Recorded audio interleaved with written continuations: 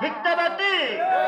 সবাই মুধের ভুলে যাবে, নবী গো আপনি বইলেন না।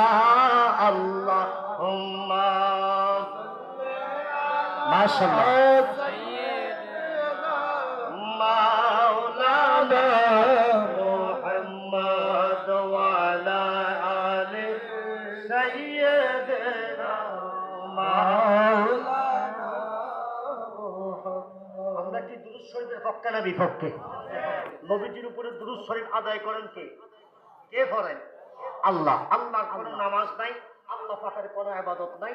আল্লাহ আমি হইলাম সমস্ত ইবাদতের মালিক। জোরে কোন সুবহানাল্লাহ। আল্লাহ ইবাদতের মালিক কে? জোরে বলেন না, ইবাদতের মালিক কে? ইয়াকা নাবুদু ওয়া ইয়াকা নাস্তাঈন। আমরা একমাত্র আল্লাহর ইবাদত করি, একমাত্র আল্লাহর কাছে সাহায্য চাই। ঠিক না বেটি? বাজানো আমার আল্লাহর নামাজ নাই, রোজা নাই, হজ নাই, যাকাত নাই, আল্লাহর কোনো ইবাদতের কোনো প্রয়োজন নাই।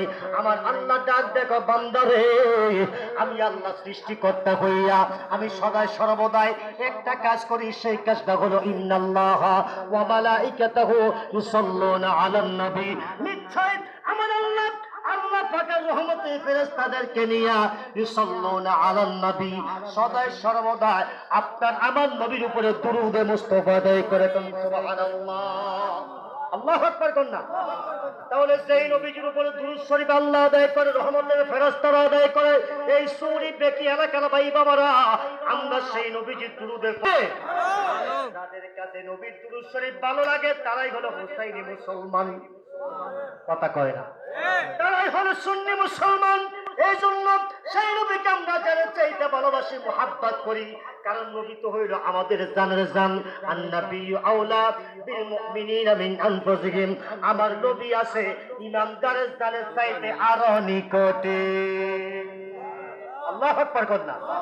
এই জন্য আমরা গজলের মধ্যে বলি, নবী আমার জানের জান, পাহাড় শানে পাক কোহরা নাজিল হইল মক্কা মদিনা।